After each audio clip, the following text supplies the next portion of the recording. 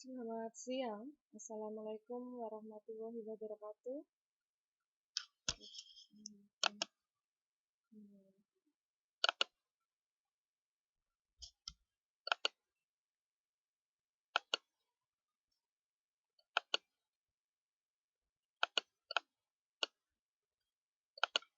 Halo, selamat siang.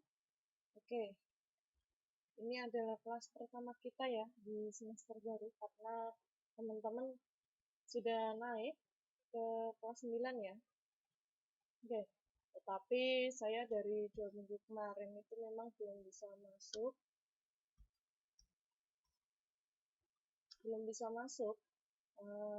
Dikarenakan memang ada banyak sekali kendala, di mana yang pertama yang kemarin saya sedang ada kegiatan sekolah, yang kedua memang sinyal saya tidak terlalu bagus karena saya memang sudah kembali ke posisi saya ke Semarang ya posisinya ya, jadi memang nggak enaknya. Mungkin saya akan memakai modul ini untuk mata pelajaran PPKN ya.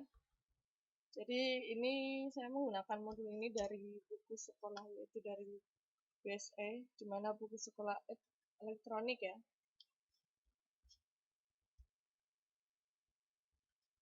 Oke,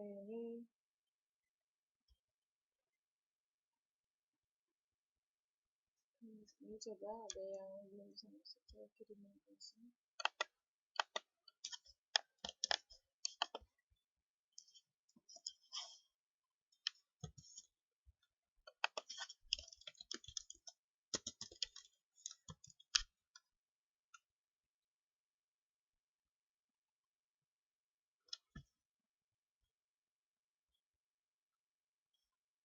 Oke, di sini walaupun saya masih posisi di kamar, saya tidak di atap ya, karena memang di atap panas. Saya mencoba di kamar, tetapi kalau siang sinyalnya insya Allah bagus ini.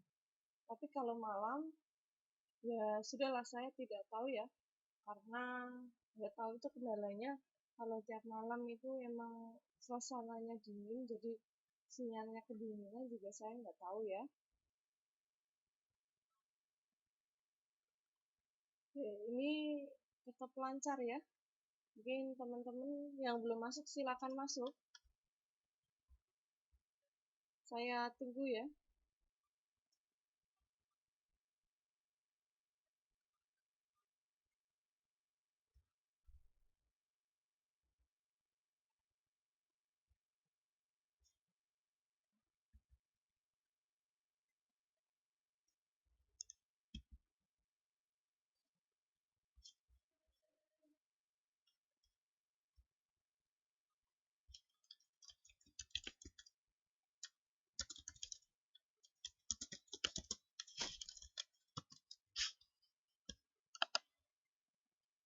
Ini belum ada yang masuk ya. Saya coba hubungi teman-teman terlebih dahulu.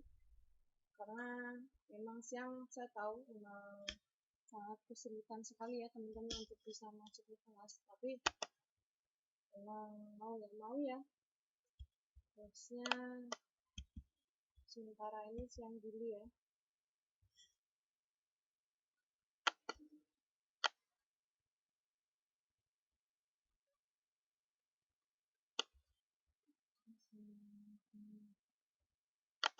Biar nonton ya.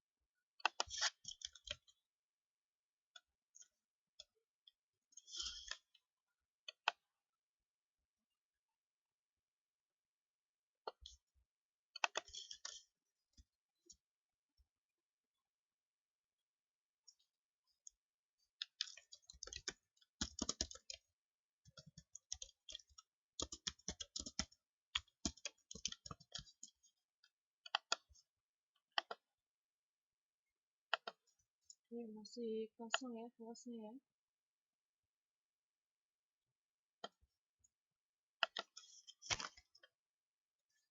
Oke, mungkin memang masih ada sibuk karena memang teman-teman posisinya juga masih kerja ya.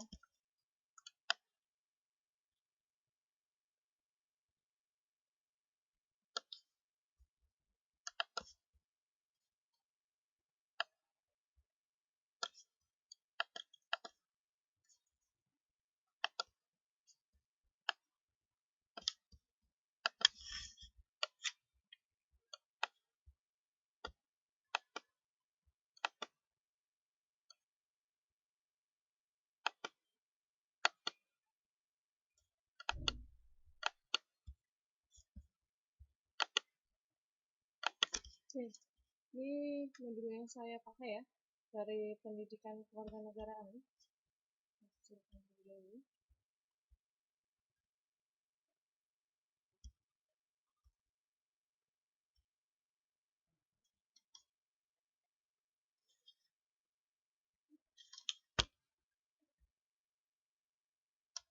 Oke, nggak apa-apa. Selamat siang Mbak Luna.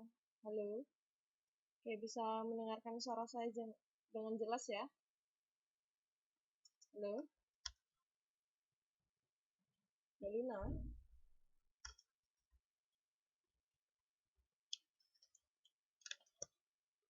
Oke, bisa ya? Oke, ini yang lain mungkin memang masih pada sibuk kerja ya, berarti ya. Mungkin teman-teman yang bisa masuk tolong diinformasikan ya.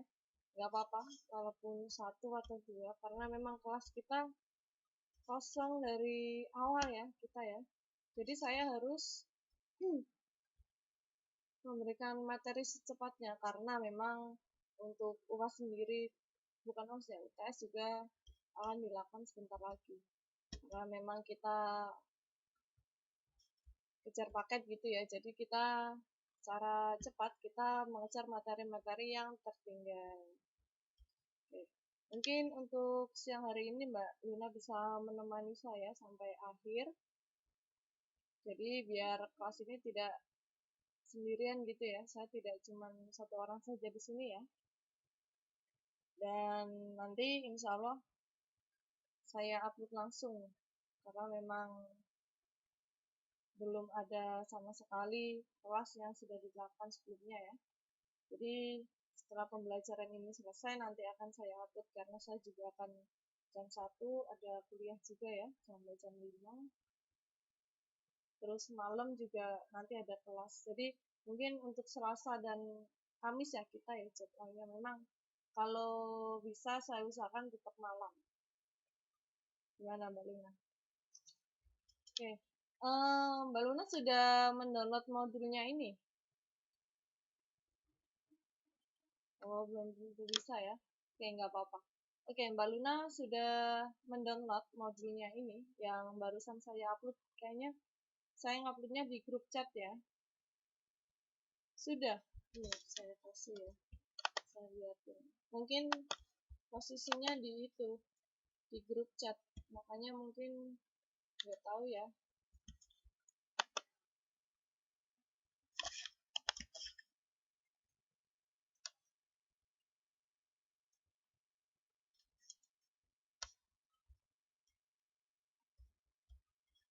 Oke, nggak apa-apa. Nih, yang nanti kita akan bahas ya.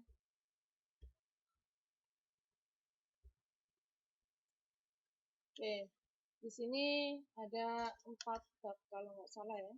Saya dicek.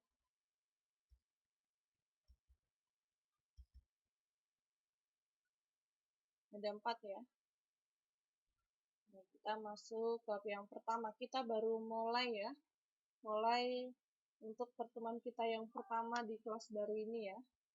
Oke, kita masuk pada bab 1 yaitu partisipasi masyarakat dalam pembelaan negara. Jadi di sini dibagi 3 pokok, di mana ada pentingnya usaha pembelaan negara, ada juga bentuk-bentuk usaha pembelaan negara, dan juga peran serta dalam usaha pembelaan negara. Jadi masih banyak lagi ya. Jadi di sini tuh tujuan utamanya adalah untuk berpartisipasi, di mana masyarakatnya itu untuk membela negaranya ya. Oke, kalau jam 1. Oke, mungkin nanti kalau jam 1 juga, ini kan jam 12 ya di sana ya, kalau jam 1. Oke, berarti nanti teman-teman 1 jam, ya kurang setengah jaman mungkin bisa masuk ya berarti ya. Oke, nggak apa-apa. Soalnya kalau gimana ya, kalau inginnya aku kalau jam pengganti itu Sabtu Minggu, tapi Sabtu Minggu malah banyak yang nggak bisa gitu ya, mintanya hari biasa. Hari biasa saya juga bisanya jam segini aja. Itu juga mepet banget, nggak apa-apa. Yang bisa-bisa aja, nggak apa-apa ya. Oke, ini tadi ya. Pada bab 1 kita nanti akan membahas tentang partisipasi masyarakat dalam pembelaan negara. Oke, mungkin saya geser dulu ya.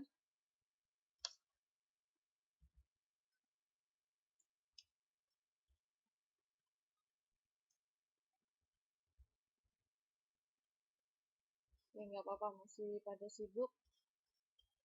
Oke, langsung ke materi saja ya.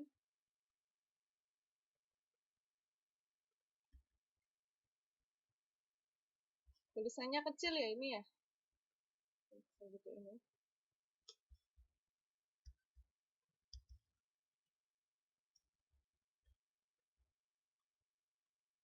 Oke, sini ya. Kita masuk pada bab 1. Tadi ya tentang partisipasi masyarakat dalam pembelaan negara. Apa sih yang kita ketahui tentang bela negara ya?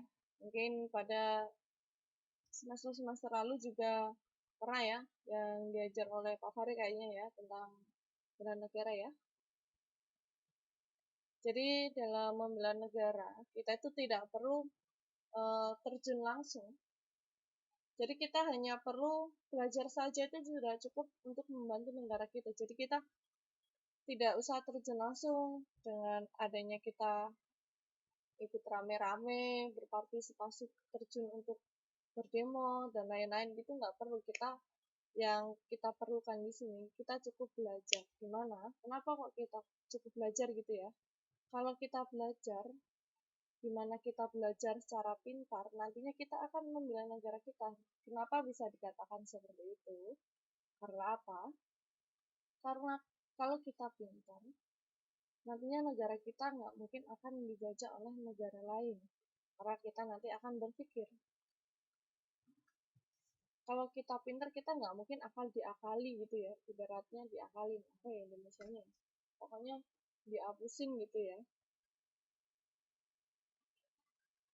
Terus untuk memajukan negara kita, kita mengukir prestasi yang sangat tinggi. Terus tetap memperjuangkan negaranya kita, kayak gitu. Menurut di buku ini ya, untuk pembelaan negara di sini itu merupakan apa? Yaitu kontribusi sekaligus bentuk kepatuhan warga negara terhadap negaranya sendiri. Jadi memeluk erat, membela negaranya kita.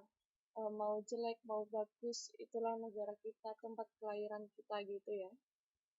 Jadi kita harus memperjuangkan, karena memang pada saat dulu ya, negara ini tuh dijajah oleh negara lain, di mana rakyat Indonesia itu sangat memperjuangkan agar negara ini tuh bisa menjadi Indonesia merdeka ya, dan tidak diambil oleh negara lain dan tidak dijajah oleh negara lain gitu ya.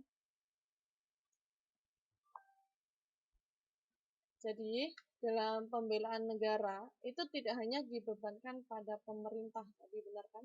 Jadi tidak terfokus oleh pada pemerintahan maupun aparat TNI dan juga Polri. Jadi tidak perlu kita berdemo-demo segede-gede gitu, kita nggak perlu. Cukup kita membela negara kita. Kita cukup belajar saja kalau buat kita ya. Kita membuat anak bangsa kita membuat pintar. Jadi kalau kita pintar, yaitu tadi, kita tidak akan bisa dijajah oleh orang lain. Kita tidak mungkin akan dihapusin oleh orang lain ya. Oke, Mungkin sedikit itu ya, contoh dari pembela negara ya, maupun bela negara sendiri. Untuk bela negara tadi itu juga bertujuan untuk antisipasi ya, sekaligus jaga-jaga jika suatu saat nanti negara kita mendapatkan suatu ancaman, yaitu dari luar maupun dalam ya. Mungkin kalau dalam negeri sendiri itu biasanya adanya konflik antar wilayah biasanya. Nah, di sini juga nanti akan membahas tentang bagian dari prinsip penjagaan kedaulatan. Jadi, apa sih yang dimaksud dari pembelaan negara secara langsung? Yang lebih detail lagi. Dan juga nanti akan dibahas di bawah ini ya. Nah, besok.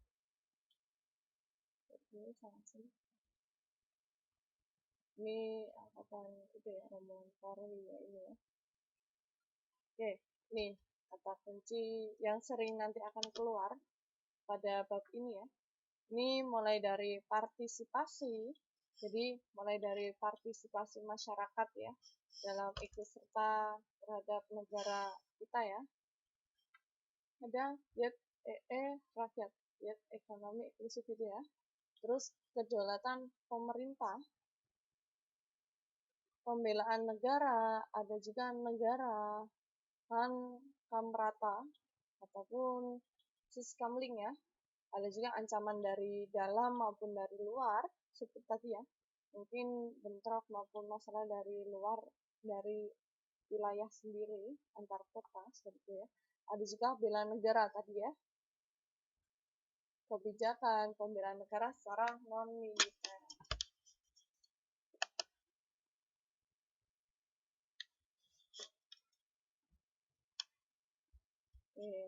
Tadi Mbak Ami masih masak ya katanya, nggak apa-apa.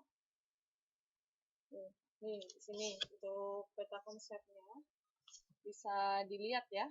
Mungkin teman-teman yang tidak masuk juga nanti Mbak Luna bisa membantu biar teman-teman nanti mau mendownload materinya. Kalau enggak nanti saya unggah lagi ya. Oke, nah dari pembelaan negara ini juga dilandasi dari dasar hukum, yaitu landasan hukum dari bela negara sampai dengan dari pembelaan. Jadi yang membela di mana tidak hanya pemerintah saja maupun wilayah NKRI saja, tetapi rakyat pun ini sangat penting sekali. Karena apa? Waktu dulu ya, waktu penjajahan, rakyat maupun masyarakat itu bisa pergi ke negara manapun itu tanpa menggunakan surat paspor maupun surat pindah dan lain-lain ya. Mereka seenaknya mau kemana saja itu seenaknya. Tetapi sekarang itu sudah berbeda dan juga adanya pembelaan di sini juga. Oke, nggak apa-apa. Saya tetap lanjutkan ya. Nah, di sini juga ada cara pembelaan negara. Di mana pembelaan negara ini ada 2 poin. Mulai dari komponen utama itu biasanya yang terjun dari pemerintahan sendiri langsung, yaitu dari TNI dan Polri ya. Mulai dari komponen percadangan, terus komponen pendukung.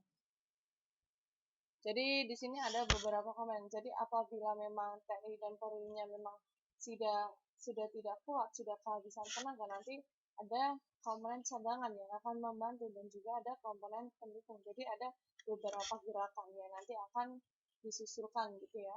Nah, ini ada juga non-militer.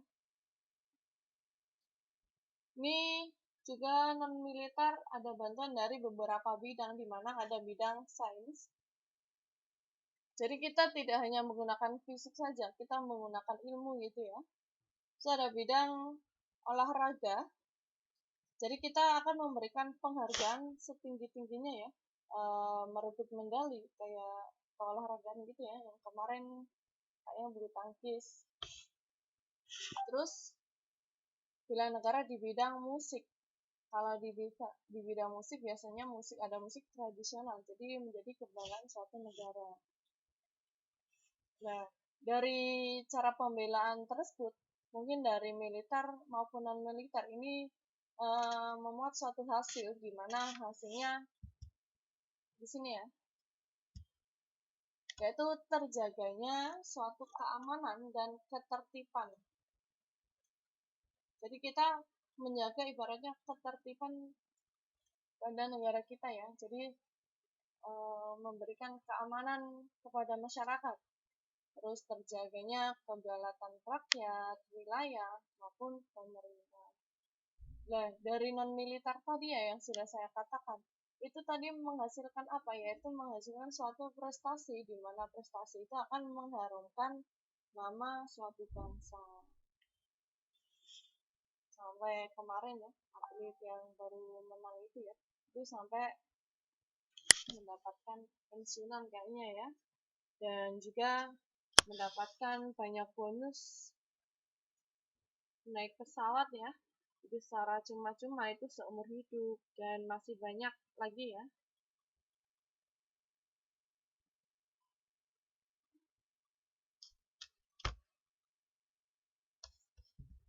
Bentar, ini dia baru masuk.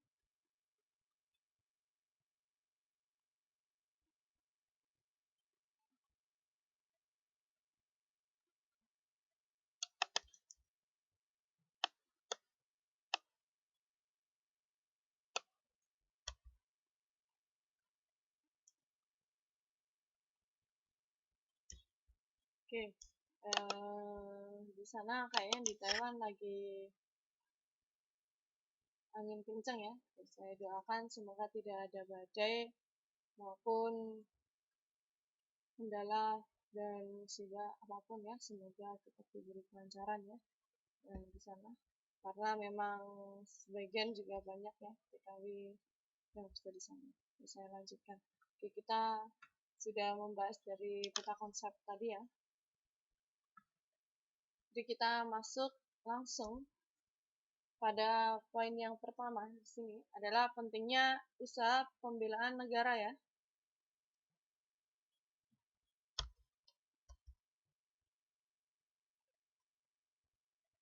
Oke, yang sudah kita ketahui ya di sini ya. Negara Indonesia itu memiliki daratan maupun laut yang sangat luas ya. Bahkan negara kita itu dikatakan negara yang sangat luas dibandingkan negara-negara lain ya. Jadi di sini bisa dilihat ya di sini ya. Untuk lautnya sendiri itu merupakan salah satu laut yang terluas di dunia. Itu adalah milik negara Indonesia ya. Jadi tidak kurang dari 13.600 pulau dan juga 220 juta penduduk, yaitu apa? Mendiami wilayah darat Indonesia.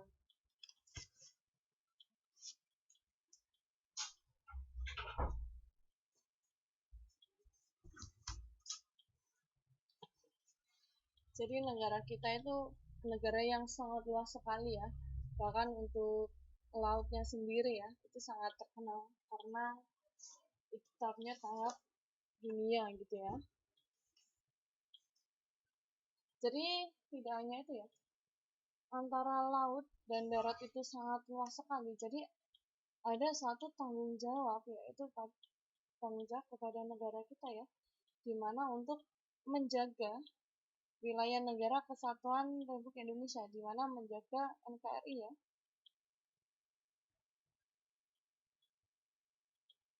Ada pemerintah.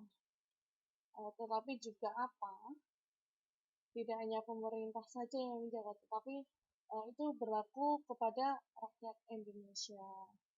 Jadi kita tuh jangan sembarangan ya. Yang kita miliki itu adalah aset negara.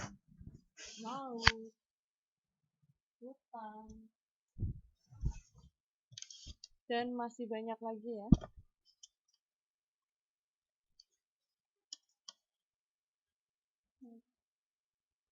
Ya.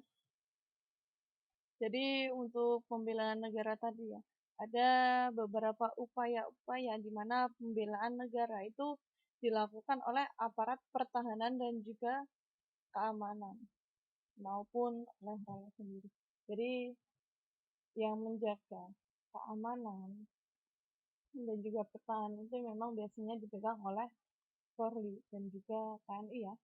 Tetapi rakyat juga bisa ya, di mana tadi bisa mengukir prestasi yang sangat tinggi. Jadi prestasi yang sudah dibanggakan maupun dari ilmu pendidikan ataupun keolahragaan dan juga seni, di mana seni dan budaya kita bisa dipertahankan agar apa? Agar tidak bisa diambil oleh negara lain. Karena memang oke, Mbak Luna sudah balik lagi ya. Oke, ini yang lain memang masih sibuk sekali ya. Oke, mungkin kalau memang setiap jam 12 masih nggak bisa, berarti Sabtu bisa ya, nanti ya, teman-teman. Jadi jam gantinya diganti satu aja kalau gitu. Jadi kalau Sabtu bisa sore, kebanyakan kan mungkin sebagian, oke, malah pulang ya.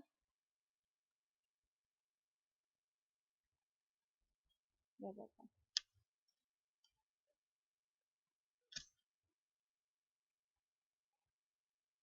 Oke, kita lanjutkan tadi ya. Jadi tadi kita perlu adanya suatu upaya-upaya adanya pembelaan. Jadi pembelaan negara itu bisa dilakukan tadi ya, dilakukan oleh aparat pertahanan dan keamanan, oleh TNI maupun Polri dan juga oleh masyarakat. Jadi kita sebagai masyarakat itu nggak usah terjun langsung mengamankan negara kita secara membawa senjata, kita nggak perlu. Ya tadi kita itu perlu belajar saja, kita belajar mencari ide apabila nantinya ada satu kesulitan pada negara, kita bisa memberikan partisipasi dengan memberikan ide-ide gitu ya, itu juga sangat baik sekali. Ataupun mengukir prestasi setinggi dan sebaik-baiknya.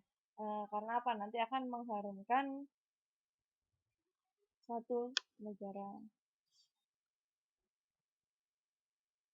Jadi untuk bela negara sendiri ya, kita bisa memberikan contoh ya, ibaratnya kita memiliki rumah. Nah, rumah itu adalah milik kita. Jadi adalah tanggung jawab kita. Apabila nanti ada maling, kita ibaratnya nanti akan mempertanggungjawabkan, memberi suatu ibaratnya sampai dengan memberikan CCTV ya, agar nanti kita akan mengetahui penyusup-penyusup mana yang masuk ke dalam rumah kita. Nah, CCTV itu nanti akan sebagai media, itu sebagai suatu pembelaan ya, di mana itu pada posisi TNI, Polri maupun kita sendiri gitu ya, masyarakat. Nah, itu contoh kecil ya. Nah, kita masuk pada suatu negara, pengertian negara secara luas. Untuk istilah negara itu berasal dari kata state ya, yaitu bahasa Inggris ya. Dan juga etat, yaitu dari Prancis. Jadi untuk pengertian secara Latin sendiri ya, untuk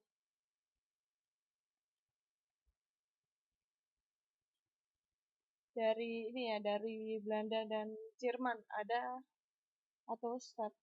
Jadi hampir sekilas hampir sama kayak itu ya, Inggris ya. Jadi dari kata-kata tersebut itu memang diambil dari kata Latin ya.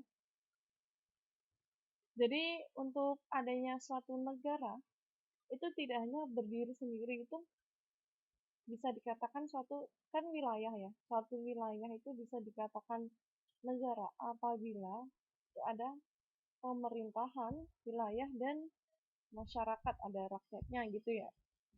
Itu adalah negara. Jadi kita harus ingat-ingat, apabila dikatakan wilayah maupun dikatakan oleh negara gitu ya, apabila adanya suatu negara, dikatakan suatu negara, itu sudah positif. Negara itu sudah ada pemerintahannya yang pertama. Yang kedua ada wilayah, ada juga rakyat. Itu yang harus diingat-ingat.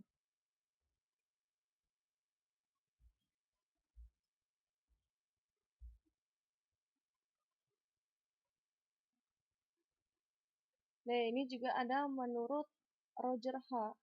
Soltau ya. Untuk negara sendiri, itu berarti wewenang yang mengendalikan persoalan-persoalan bersama di atas rakyat. Yang dimaksud dari tadi ya, dari pengendalian. Jadi pengendalian bersama. Jadi ini dilakukan oleh bersama oleh pemerintahan, tapi atas nama rakyat. Di mana itu yang menjadi pemerintahan itu dipilih dari perwakilan rakyatnya sendiri. Nah, ini juga ada menurut Lever ya. Negara sendiri adalah kumpulan yang menyelenggarakan penertiban dalam suatu masyarakat wilayah, yaitu dengan berdasarkan sistem hukum. Nah, tadi kan kita sudah ketahui adanya satu negara, ada wilayah, pemerintahan, dan rakyat. Dan itu juga ada hukum.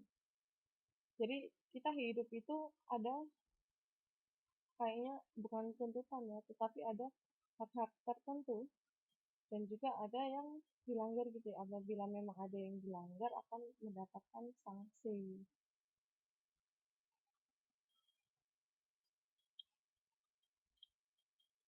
Jadi yang dimaksud tadi ya, berdasarkan sistem hukum, yaitu untuk maksud tersebut yaitu negara itu diberikan kekuasaan untuk memaksa. Jadi mau tidak mau, apabila mereka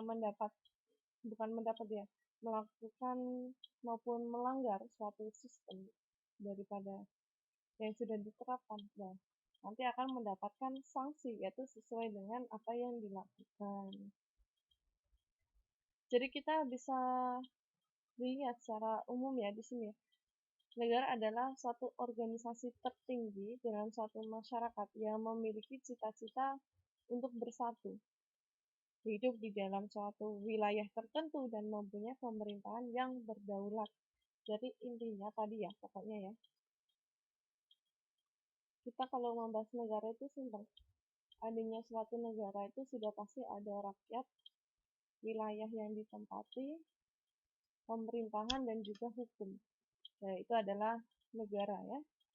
Jadi kalau di sini sendiri adalah suatu organisasi tertinggi ya dalam suatu masyarakat. Jadi mereka menginginkan persatuan pada wilayah tersebut, yaitu dalam hidup suatu wilayah tertentu dan juga memiliki pemerintahan di mana pemerintahan yang berdaulat. Nah, membahas negara itu lumayan simpel ya kalau di sini ya. Kita lanjut. Nah, ini adapun syarat-syarat terbentuknya suatu negara ya. Jadi mungkin tadi sudah sedikit saya sebutkan. Oke. Adapun syarat yang membentuk maupun berdirinya suatu negara yaitu adanya tadi ya rakyat, wilayah, pemerintahan yang berdaulat ya. Jadi itu sudah ditentukan di sini ya. Pada tahun 1933 oleh Mahfud MD ya, itu disebut dalam unsur konstitutif ya. Jadi untuk syarat tambahan lainnya adalah suatu pengakuan internasional yaitu dari negara lain. Jadi kita hidup itu harus diakui oleh negara lain. Kita tidak hanya berdiri pada suatu negara itu secara cuma-cuma, tapi kita juga nanti akan diakui maupun menjalin kerjasama internasional ya, yaitu terhadap maupun bersama oleh negara lain. Nah, di sini yang disebut oleh Mahfud MD yaitu sebagai unsur deklaratif ya. Jadi sebagai salah satu dari ketiga syarat itu tidak memiliki maka tidak disebut negara. Jadi dari tiga tadi ya, rakyat, wilayah, dan pemerintah tadi ya, kalau memang tidak ada itu tidak dikatakan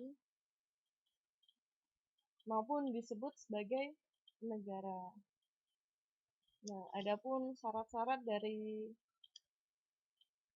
negara sendiri, terbentuknya negara sendiri. Oke, kita masuk yang pertama, rakyat ya.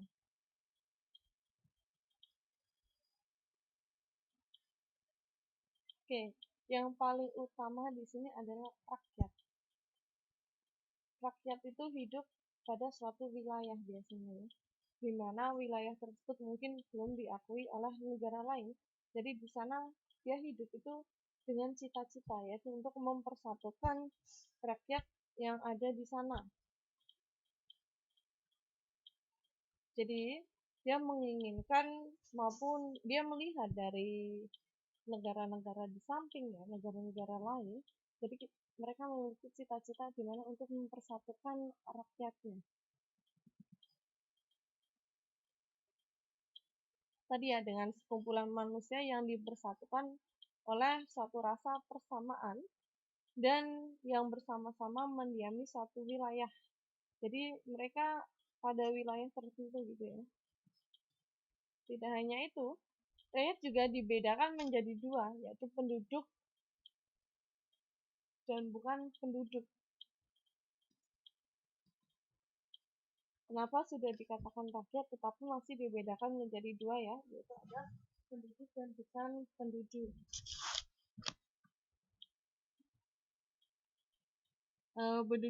Penduduk sendiri di sini dikatakan adalah suatu sekumpulan orang yang telah memenuhi syarat administratif tertentu ya, di mana yang telah ditetapkan oleh peraturan negara. Jadi sudah memiliki surat-surat sah biasanya ya, kayak saya adalah suatu penduduk suatu wilayah tertentu gitu ya, bukan penduduk kayak gitu. Saya adalah penduduk wilayah tersebut kayak gitu.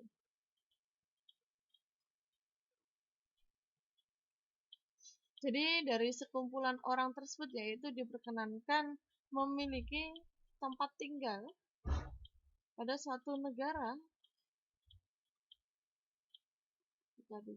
Jadi untuk penduduk sendiri tadi ya, bisa ditegaskan ya, yaitu penduduk yang sedang menempati suatu wilayah dan diakui sesuai syarat administratif yang sudah dilakukan. Nah, adapun rakyat itu dikatakan bukan penduduk apabila tidak memenuhi syarat-syarat sebagai penduduk. Jadi, apabila memang ada rakyat, tetapi belum tentu itu dikatakan suatu penduduk gitu ya. Karena apa? Karena dari rakyat tersebut itu memang ada beberapa rakyat yang memang bukan penduduk asli wilayah tertentu gitu ya. Nah, itu adalah rakyat. Jadi rakyat itu menyeluruh modelnya. Kalau penduduk itu pada suatu wilayah tertentu.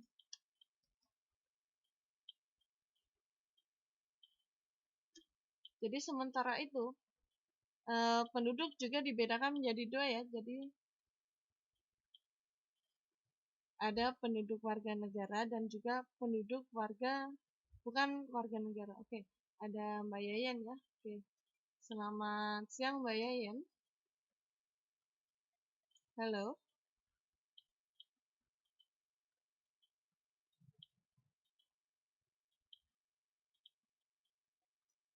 Oke, selamat siang. Oke, ini tetap saya lanjutkan dan nanti bisa dilihat rekamannya ya. Gak apa-apa ya Mbak Yayan ya, karena memang sudah jalan jamnya dan juga materinya juga sudah tergeser. Oke, nggak apa-apa. Oke, mungkin Mbak Yayan bisa mendownload materinya. Tadi sudah sempat saya unggah di grup. Mungkin silakan di-download ya. Tetapi saya nguploadnya di grup chat. Mana tadi saya cariin sebentar.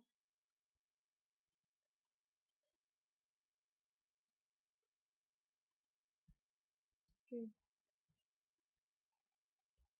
Mungkin silakan di-download ya, mungkin teman-teman yang belum tahu juga bisa diberitahu temennya.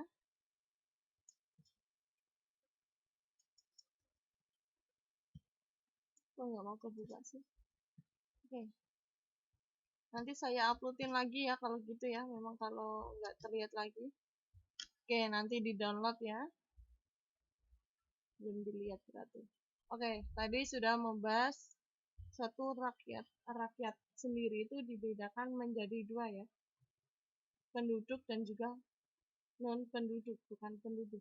Apabila dikatakan penduduk itu sudah memiliki syarat administratif, yaitu pada suatu wilayah tertentu. Apabila dikatakan rakyat, itu adalah seluruh masyarakat yang ada di suatu wilayah. Jadi, untuk keseluruhan, yaitu dikatakan rakyat. Nah, untuk penduduk sendiri, itu juga dibedakan menjadi dua, yaitu ada penduduk warga negara dan juga penduduk bukan warga negara. Kenapa bisa dibedakan menjadi dua? Karena penduduk juga ada penduduk pendatang tadi ya, penduduk asli dan juga penduduk pendatang gitu ya. Kalau penduduk warga negara kan ibaratnya penduduk asli pada suatu negara yang sudah lahir sejak kecil hidup di sana sampai dewasa dan sampai meninggal. Apabila penduduk bukan warga negara adalah penduduk asing yang tinggal di negara kita. Oke, ini untuk pengertian dari penduduk warga negara. Tadi ya, bisa dikatakan warga negara apabila orang-orang tersebut itu berdasarkan hukum dan merupakan anggota yang memiliki kewajiban yang diatur oleh peraturan perundang-undangan. Jadi, mau nggak mau itu mereka harus mengikuti peraturan yang sudah ada. Beda lagi dengan penduduk tadi ya yang bukan warga negara. Jadi penduduk yang bukan warga negara sendiri itu dikatakan penduduk asing ya. Jadi warga negara asing gitu ya. Jadi orang-orang yang datang ke negara kita, jadi diperbolehkan juga untuk menetap pada negara kita. Itu biasanya ada yang memang pindah di sana secara tetap dan juga untuk sementara itu juga diperkenankan. Apabila memang mereka sementara di negara kita, mau nggak mau dia juga akan mengikuti peraturan yang sudah ada pada negara kita, tetapi mereka masih juga biasanya masih menggunakan aturan-aturan pada negara aslinya gitu ya. Nah, tadi ya, penduduk tadi dibedakan menjadi dua. Rakyat juga dibedakan menjadi dua ya. Oke, jadi di Indonesia ini penduduk dan warga negara itu sudah diatur dalam Undang-Undang 1945 dan juga sudah diamandemen yaitu pada pasal 26 dan juga 28. Mungkin bisa dicek di situ ya. Oke. Jadi di sini kok tiba-tiba sudah bahas penduduk ya, Miss? Nah, di sini saya ke atas. Oke, kita tadi sudah membahas negara. Jadi suatu negara di sini adalah organisasi tertinggi ya dalam suatu masyarakat yang memiliki suatu cita-cita yaitu untuk bersatu, di mana dalam hidup suatu wilayah tertentu dan juga mempunyai pemerintahan yang berdaulat. Jadi kita membahas membahas negara dulu ya. Jadi mungkin kayaknya sudah pernah diajar oleh Pak Fahri, kalau nggak saya ya, pada semester lalu ya kayaknya ya. Kalau nggak saya berarti Pak Fahri berarti. Jadi suatu negara itu dikatakan negara apabila memiliki rakyat, wilayah, dan juga pemerintahan. Nah, tadi ya, ini adalah salah satu syaratnya, yaitu rakyat ya. Rakyat sendiri tadi dibedakan menjadi dua, penduduk dan juga bukan penduduk. Nah, tidak hanya itu, penduduk juga dibedakan menjadi dua juga ya, menjadi warga negara dan juga penduduk bukan warga negara gitu ya. Oke, saya lanjutkan. Yang kedua ya, syarat yang kedua untuk adanya suatu negara ya, adalah wilayah. Jadi di sini wilayah, adanya suatu wilayah kedaulatan, adanya suatu negara pada umumnya itu dibagi ke dalam 3 bagian. Untuk wilayah sendiri ya, yang sudah sering kita ketahui ada wilayah darat, laut, dan udara. Itu juga ada batasan-batasan ya, batasan maupun garis teritorial pada suatu negara-negara asing, negara pada perbatasan antar negara gitu ya. Untuk wilayah darat suatu negara sendiri itu biasanya memiliki garis batas maupun perbatasan dengan wilayah negara yang berupa laut maupun perairan. Mungkin yang sering kita ketahui sungai, danau, dan masih banyak lagi ya. Nah, itu tadi. Jadi, wilayah sendiri yang harus kita ketahui itu kita dibagi menjadi 3 ya. Jadi, mulai dari darat sendiri, laut, dan juga udara. Jadi, tidak hanya biasanya yang kita ketahui itu biasanya darat dan laut ya. Nah, udara juga itu ada batasnya. Kita terbang itu biasanya tuh sudah ada jalur yang sudah dikasih ya. Tidak hanya kita mencari jalan sesukanya kita kayak gitu contohnya. Kalau kita naik pesawat ya.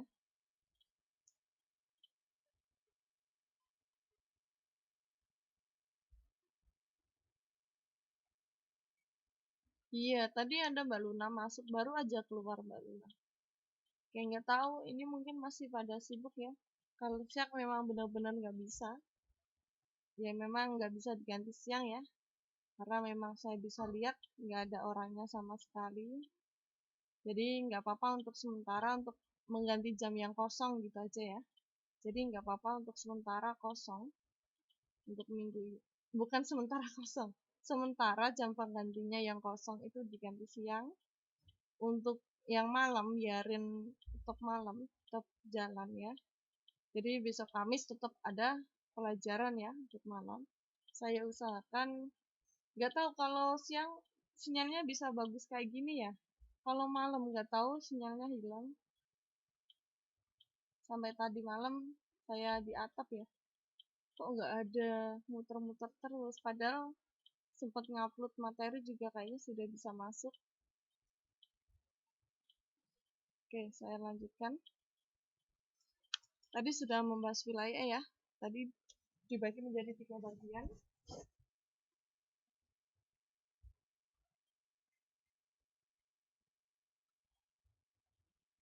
Oke. Iya, siap.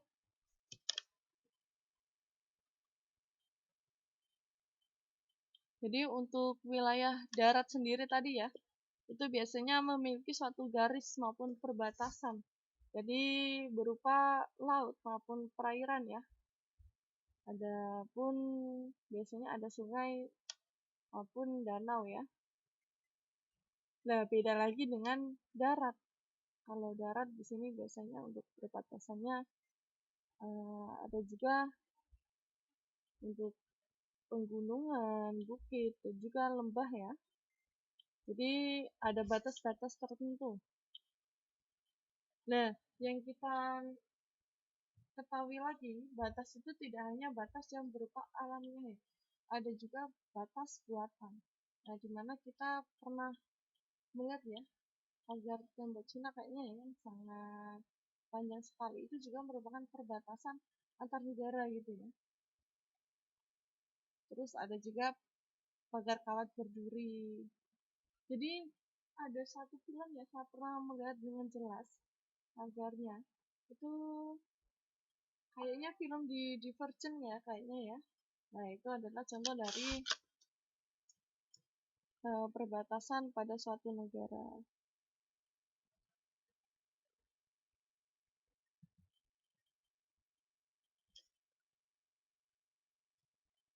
Oke, bentar ya. Ini Mbak Fiza nggak bisa masuk. Coba saya kirimin link lagi. Siapa tahu bisa masuk.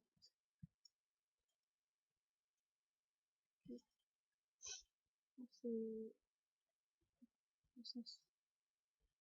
Oke, ini barusan Mbak Fiza mau masuk ya. Oke. Tadi saya sudah katakan, mungkin memang Mbak Iin belum masuk ya. Negara kita itu dikatakan negara yang sangat luas. Dari lautnya ya, memiliki yang ya pokoknya negara kita adalah negara yang paling luas di dunia gitu ya, termasuk pada lautannya maupun dari daratannya sendiri. Dan negara kita di sini memiliki luas daratan mencapai 1,9 juta kilometer persegi ya, di mana perbatasan dengan negara lain. Jadi dari wilayah timur, barat, dan juga selatan itu tuh ada beberapa batasan karena ibaratnya kita tuh ada di tengah-tengah itu ya. Nah, kita dengan Singapura, Malaysia, dan juga Filipina itu lumayan dekat ya. Apabila Timor Leste juga pecahan dari Indonesia, Malaysia juga pecahan dari Indonesia. Jadi memang sangat dekat ya, mungkin budayanya pun sedikit hampir sama, tidak hanya itu, tata bicaranya itu bahasanya kalau kita bisa memahami dengan benar itu memang hampir sama ya. Kalau dari Malaysia juga itu beda AE-nya ya.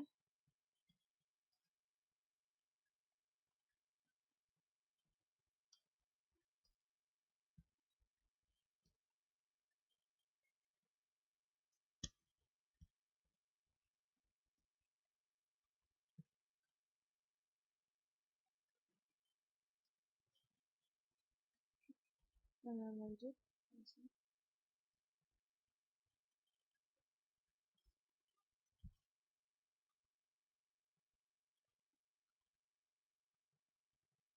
Oke, ini bisa dilihat ya dari kata tersebut. Oke, ini sudah menyeluruh ya.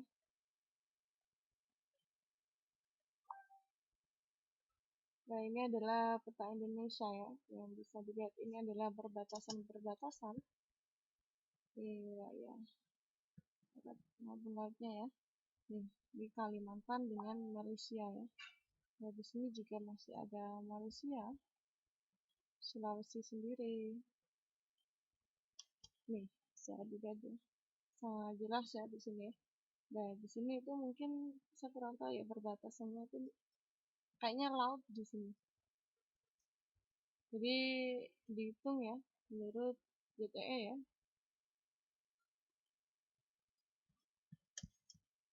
Ini saya kok nggak bisa ngirim.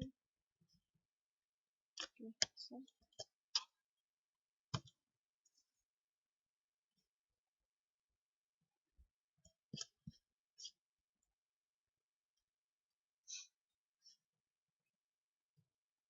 Mungkin ini mapnya nggak terlalu jelas ya. Tapi ini adalah peta Indonesia ya. Jawa pada wilayah sini ya. Nah, ini perbatasan dengan Malaysia. Nih, saya dilihat nih. Ya, sangat menonjol karena memang saya minus ya, nggak terlalu jelas juga. Memang tulisannya ini kecil ya, mungkin bisa dilihat Mbak Yayan ya. Oke, skip ya. Lanjut. Oke, untuk wilayah laut maupun perairan sendiri pada suatu negara ya, di dalamnya itu termasuk ada sungai. Jadi untuk berbatasannya sendiri itu biasanya juga ada sungai, danau, laut, selat maupun teluk ya. Nah, di luar wilayah perairan pada tutorial itu ya, tersebut itu disebutkan laut bebas. Jadi laut bebas itu bukan milik kita, ya kita bisa memilikinya tapi tidak semudah yang kita lihat gitu ya. Jadi suatu laut yang bebas dan juga ada juga batas-batasannya itu sudah ditentukan oleh hukum laut internasional. Jadi memang itu ada peraturan-peraturan yang sudah dibuat ya. Jadi memang ada laut bebas di sana. Tapi tidak segampang itu kita bisa masuk. Ada perlautan tersebut. Biasanya ada di tengah-tengah masih kayaknya masih banyak kasus ya di sini ya. Kayak ada nelayan itu di perairan Indonesia.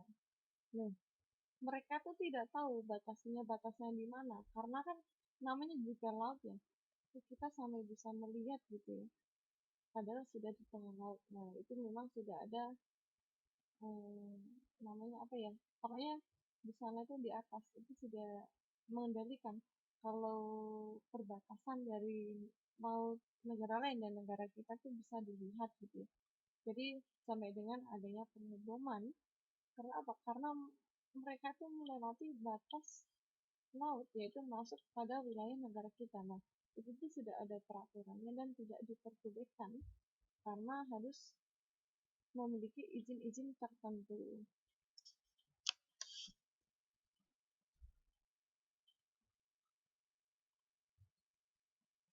Jadi untuk luas perairan laut Indonesia itu lebih luas dibandingkan luas daratan. Jadi negara kita itu ibaratnya negara nelayan gitu ya. Karena apa? Karena lautan kita itu sangat luas ketimbang daratan yang ada ya. Karena memang Indonesia itu sudah terkenal sekali ya. Karena laut Indonesia itu memang masuk terluas di dunia gitu ya. Nggak tahu ya nomor berapa saya kurang tahu, tapi memang sangat luas di dunia ya. Sudah terkenal kalau Indonesia. Nah, untuk luas lautan Indonesia itu mencapai 7,9 juta ya, kilometer persegi ya. Itu berapa kali lipatnya sendiri, itu sangat lebar sekali. Sampai-sampai kita menemui dari perbatasan pada laut bebas. Nah, ini sudah ada konvensi di mana ada konvensi hukum laut ya, itu sudah ada tahun 82 ya, sudah sangat lama sekali. Nah, Indonesia itu telah berhasil memperjuangkan konsep negara kepulauan. Jadi, negara Indonesia itu pulaunya itu sangat besar sekali ya. Sampai dikatakan dengan archipelago state ya. Nah, dalam konvensi tersebut itu ditetapkan wilayah perairan Indonesia dan sekitarnya. Nah, ini mungkin bisa ditinjau dari laut tutorialnya ya. Tutorial salah ya. Teritorial ya. Oke, ini siapa sih?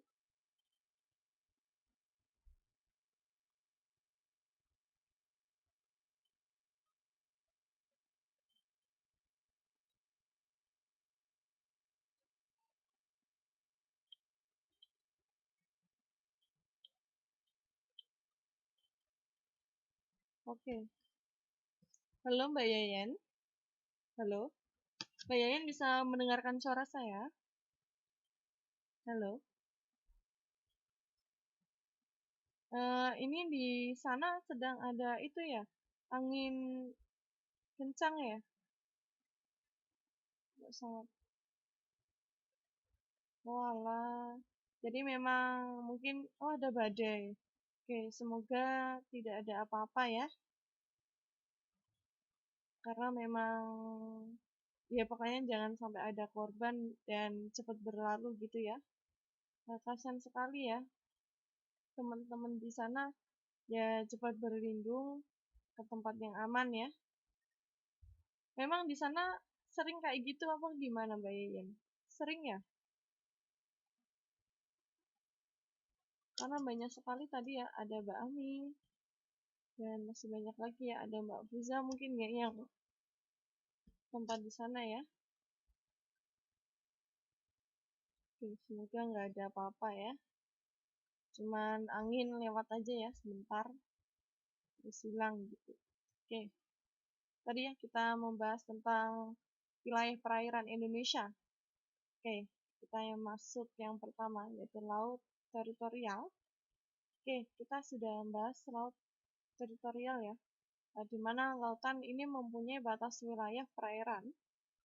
Jadi memiliki batas wilayah perairan suatu negara ini yang luasnya mencapai 12 mil laut dari. Jadi 12 mil laut ini tuh diukur berdasarkan garis lurus yang ditarik dari garis dasar ataupun garis pantai ketika air surut. Jadi ngukurnya itu ketika air surut gitu ya. Jadi air surutnya, pas air surut kan berarti pantainya itu mengecil, seperti mengecil ya. Kalau dari pasirnya itu mulai diukur sampai dengan 12 mil. Nah, itu adalah perairan maupun laut milik kita gitu ya. Setelah itu nggak tahu di sana itu masuknya laut bebas maupun dilanjut oleh pengukuran laut lain. Pokoknya itu adalah perbatasan pada negara kita. Dan ada juga zona tambahan. Oke, zona tambahan di sini itu adalah laut teritorial, itu ditambah yang sebelumnya 12 mil. Jadi ditambah 12 mil laut yang dihitung berdasarkan garis maupun batas luar laut teritorial. Jadi ada tambahan. Jadi tambahan itu tadi kan diukur di dalamnya gitu ya. Jadi diukur luasnya itu berdasarkan garis lurus yang ditarik dari dasar maupun garis pantai ya. Nah, kalau di sini untuk zona tambahan itu 12 mil laut ya, yang dihitung berdasarkan garis maupun batas luar laut. Jadi tidak lautnya ya, oh ini masih di posisi pantainya kalau yang di atas. Nah, kalau yang ini tuh masuk ke pasirnya gitu ya, sampai dengan pasirnya ya. Jadi total zona tambahan ini adalah 24 mil laut. Jadi di sini untuk laut teritorial dan juga zona tambahannya ini dijumlahkan. Jadi 12 mil sama 12 mil ya, menjadi 24 mil laut. Ini untuk menghitung perairan negara kita ya, perairan laut pada negara kita. Nah, ada juga zona ekonomi eksklusif ya. Tadi juga sudah ada ya. Di mana ini sudah ditetapkan oleh pemerintah Indonesia ya, pada tahun 80-an ya, 21 Maret 1980, dan juga di undang-undang juga sudah ada, yaitu nomor 5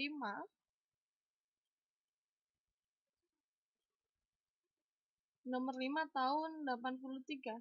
Jadi untuk luas zona ekonomi eksklusif sendiri ya, milik Indonesia itu adalah 200 mil. Jadi ini diukur dari garis pangkal laut. Dari pangkal laut ya, itu ditarik sampai dengan 200 mil.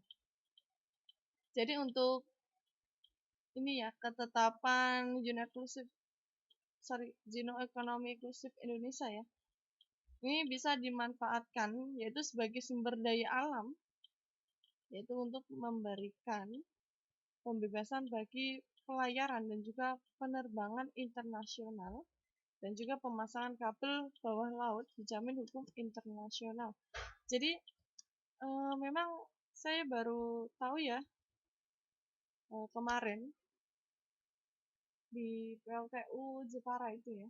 Setahu saya kan memang kabel itu kan lewatnya di atas ya. Nah, memang itu nelayan-nelayan banyak yang membicarakan kalau dari PLTU tersebut ada sebangsa peralon itu sangat besar sekali lah. Itu tuh isinya tuh kabel-kabel ya yang disalurkan nggak tahu ke wilayah mana. Jadi memang ada kabel-kabel yang memang dia lewatnya dari bawah gitu ya, dari laut.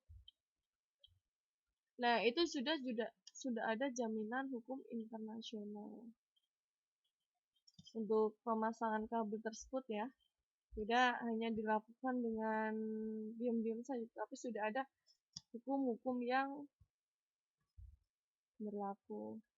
Nah, itu tadi ya dari zona. Jadi kita harus ketahui dari laut teritorialnya sendiri, terus dari unit tambahan dan juga unit ekonomi eksklusifnya. Jadi kita tahu ya, untuk menghitung dari 200 mil laut tersebut, yaitu diukur berdasarkan apa gitu ya.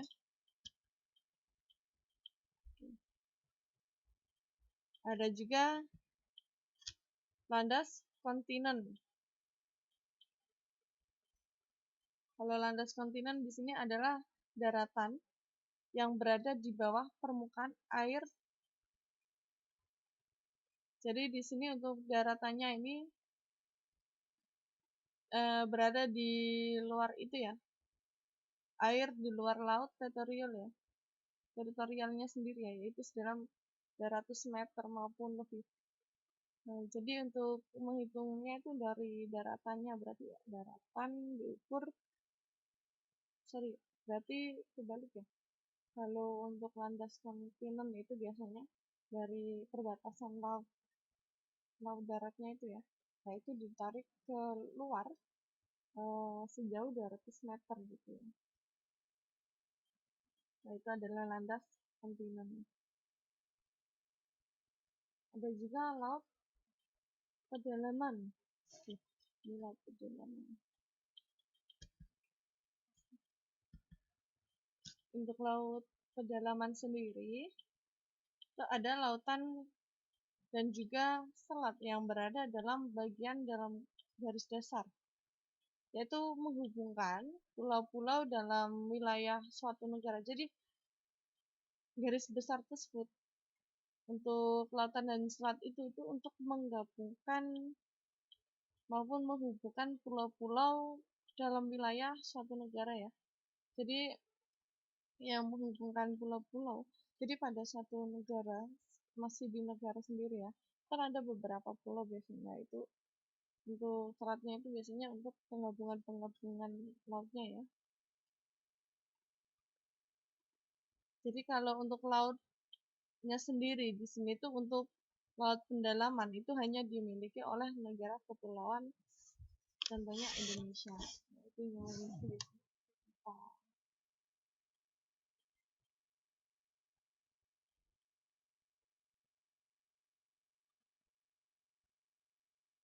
Yang terakhir nih landas benua.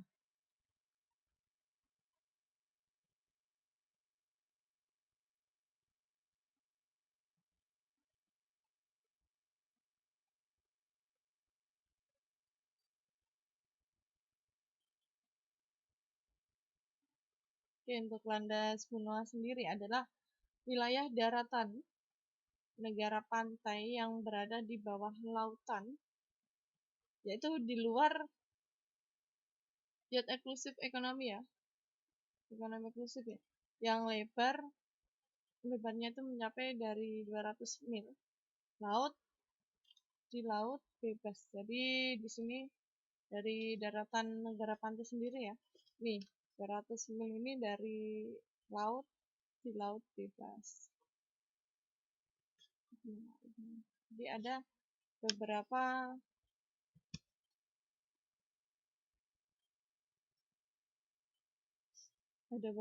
konvensi ya yang ditetapkan pada wilayah perairan Indonesia. Ini peraturan maupun perairan Indonesia ya, mulai dari perhitungannya ya, dari laut teritorial, zona tambahan, zona ekonomi eksklusif, landas kontinen ya, laut pendalaman dan juga landas benua. Ini nggak bisa disebut.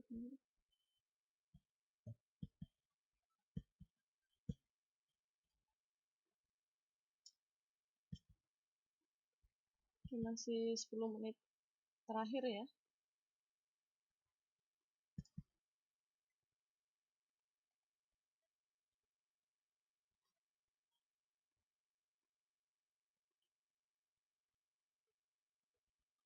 Oke, nih yang terakhir 10 menit terakhir. Jadi tadi ya untuk syarat-syarat suatu negara itu ada rakyat, wilayah dan juga pemerintahan yang berdaulat. Ini terakhir kita bahas di sini ya. Untuk syarat ketiganya tadi ya. Jadi syarat tiga tersebut itu membentuk suatu negara di mana pemerintahan yang berdaulat. Jadi adanya suatu pemerintahan yang berdaulat.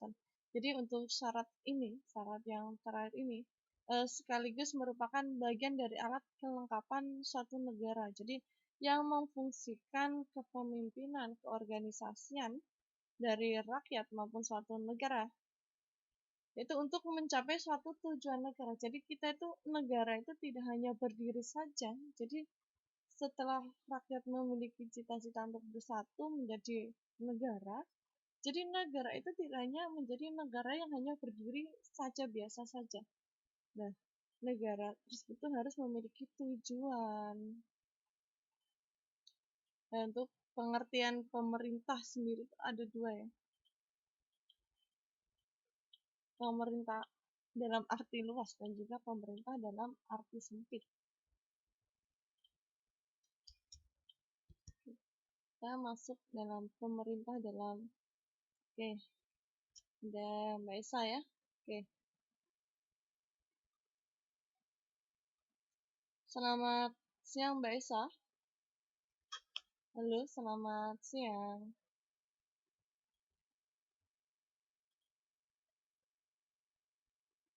Oke. Belum ada respon ya. Tadi ya ada pemerintah itu dibagi menjadi pemerintahan dalam arti luas dan juga pemerintahan dalam arti sempit ya. Kalau dalam arti luas di sini ya adalah suatu keseluruhan dari badan pengurus negara itu dengan segala organisasi, bagian, dan semua penjabatnya dari pusat sampai ke pelosok daerah. Oke, siang juga Mbak Esa. Oke, nggak apa-apa ya, waktunya masih sebentar lagi.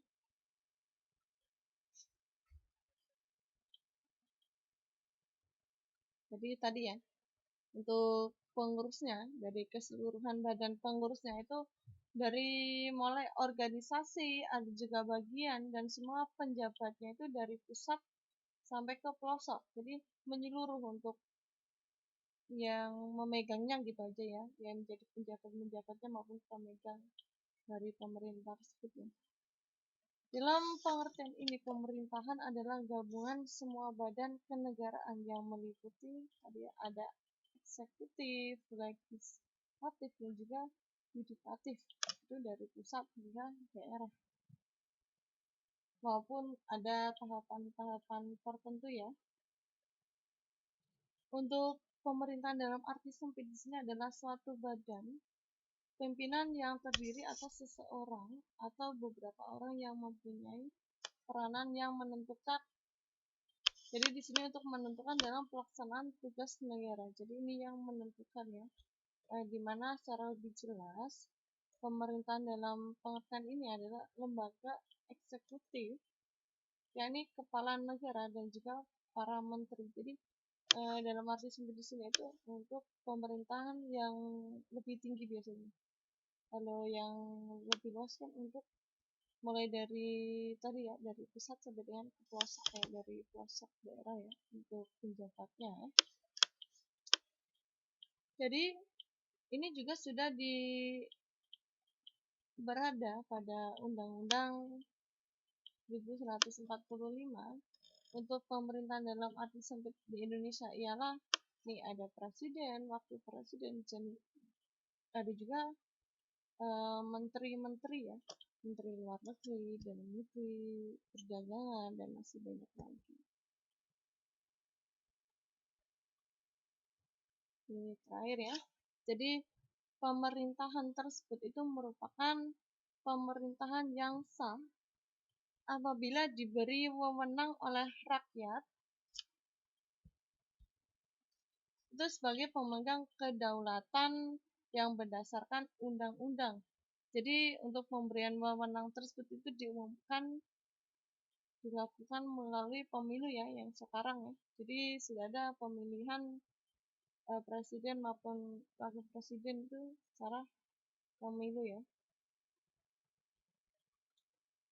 Jadi pemerintahan itu tidak hanya tanpa tujuan gitu ya. Di sini tuh memiliki beberapa tujuan. Menjadi pemerintah di sini tuh harus merupakan pemerintahan yang sah. Jadi diberikan wewenang itu oleh rakyat sebagai pemegang kedaulatan. Tadi berdasarkan undang-undang ya. Contoh kecilnya tadi ya, pemberian wewenang secara umum itu dilakukan oleh pemilu. Oke, mungkin cukup itu ya. Mohon maaf sekali ya Mbak, saya mungkin baru masuk tetapi kelas sudah mau selesai ya. Oke, untuk hari ini kita itu baru membahas tentang negara ya, tentang bela negara, sampai negara, dan juga syarat menjadi negara. Baru sedikit saja.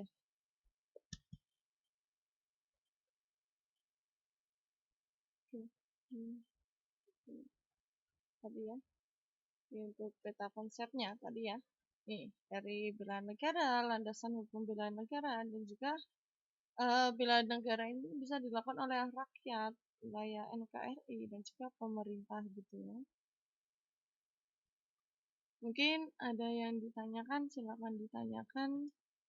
Memang nggak full ya maksudnya ya. Untuk hari Kamis tetap masuk ya.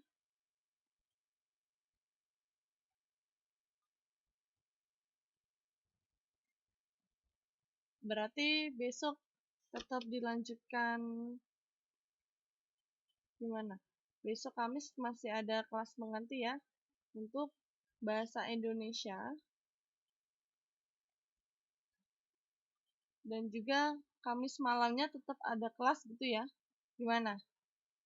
Mungkin Mbak Yeyen ataupun Mbak Isah untuk Kamis besok tetap dilakukan kelas pengganti ya, karena kita banyak yang kosong. Dan untuk malamnya kita tetap ada kelas gitu ya. Kita masuk sehari 2 kali gimana? Halo?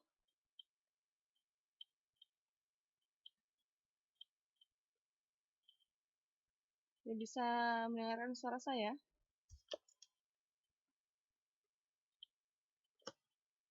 Oke. Diusahain aja ya, nggak apa-apa. Kalau siang memang yang bisa masuk-masuk aja nggak apa-apa. Nanti insya Allah saya upload. Nggak bakal lama-lama kayak kemarin-kemarin. Oke. Karena kemarin-kemarin nunggak video banyak sekali kayaknya ya. Iya, besok. Hari ini dan besok kelas pengganti. Dan malamnya itu kelasnya tetap ada gitu ya. Besok. Kalau memang tidak menghendaki malah Sabtu. Kalau memang bisanya besok ya besok nggak apa-apa. Oke. Sudah selesai Mbak Luna kelasnya. Sudah habis tinggal 1 menit.